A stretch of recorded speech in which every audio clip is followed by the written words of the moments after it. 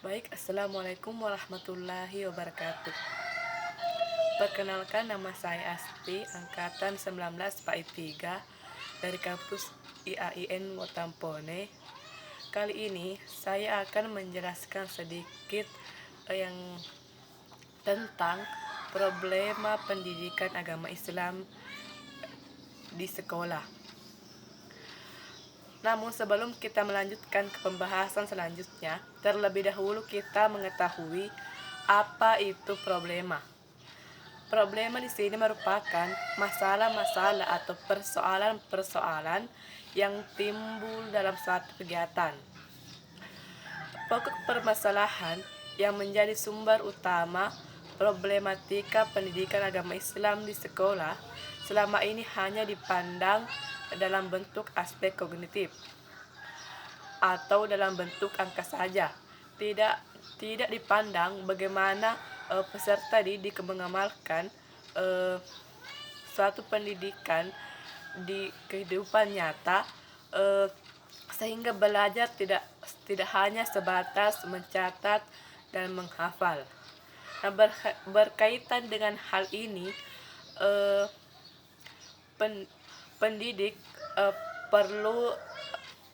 perlu mengubah pola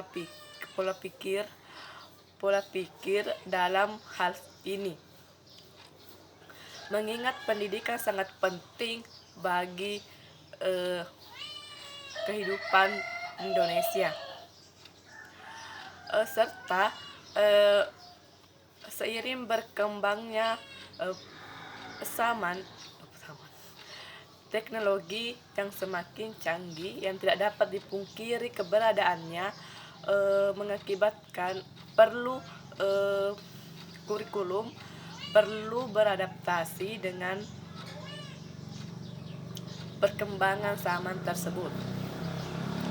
Sehubungan dengan hal ini, ada 5 pokok problematika yang dihadapi guru pendidikan agama Islam di sekolah pada saat ingin memberikan pelajaran kepada peserta didiknya.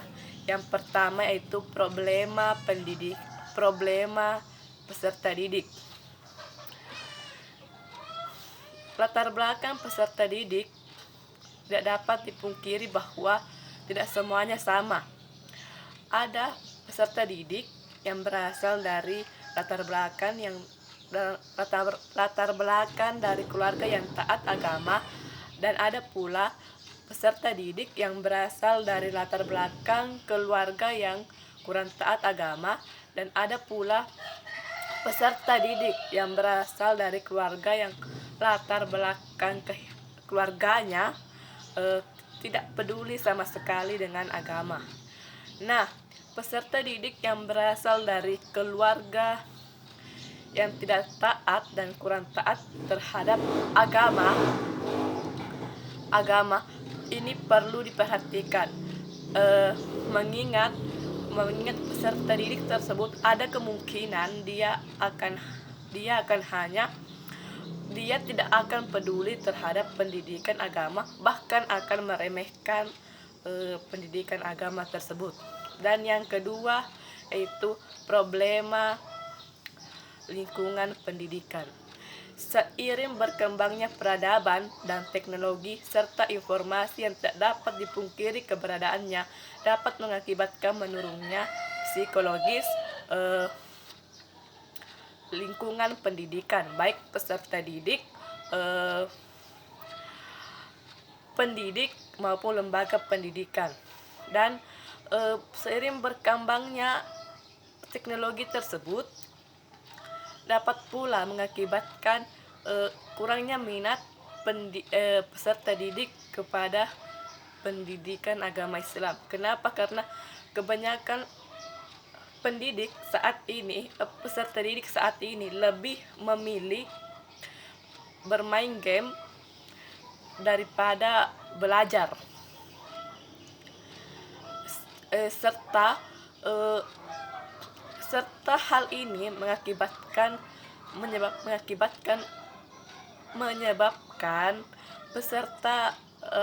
orang tua peserta didik khawatir khawatir dan masyarakat khawatir pula terhadap kehidupan anak-anaknya suatu hari nanti.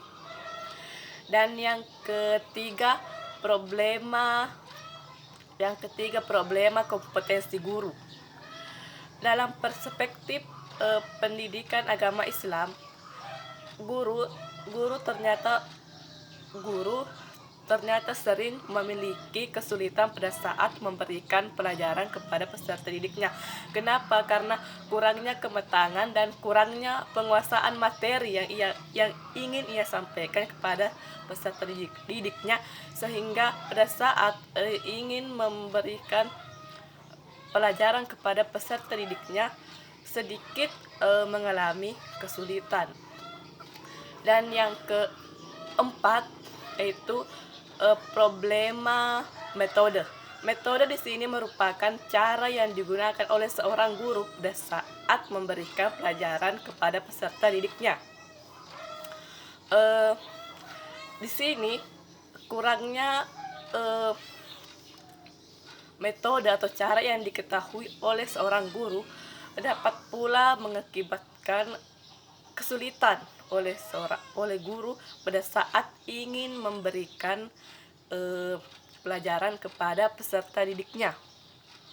Nah, selanjutnya problema evaluasi.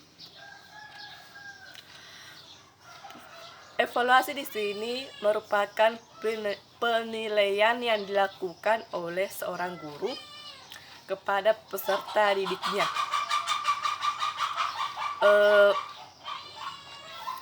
Namun di sini seorang guru tidak dapat dipungkiri biasanya hanya menilai aspek kognitif peserta didiknya tanpa menilai aspek afektif dan psikomotorik. Hal ini dapat mengakibatkan siswa yang taat agama akan kalah kepada siswa yang kurang taat agama. Kenapa? Karena pendidik di sini hanya menilai satu aspek saja, yaitu aspek aspek kognitif tanpa menilai aspek afektif dan psikomotorik. Jadi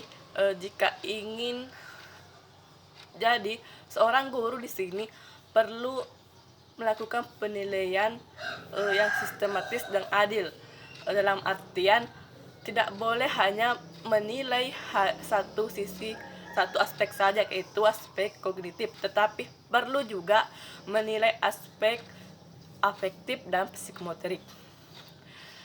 Jadi inilah yang sempat saya sampaikan, lebih dan kurangnya mohon dimaafkan. Assalamualaikum warahmatullahi wabarakatuh.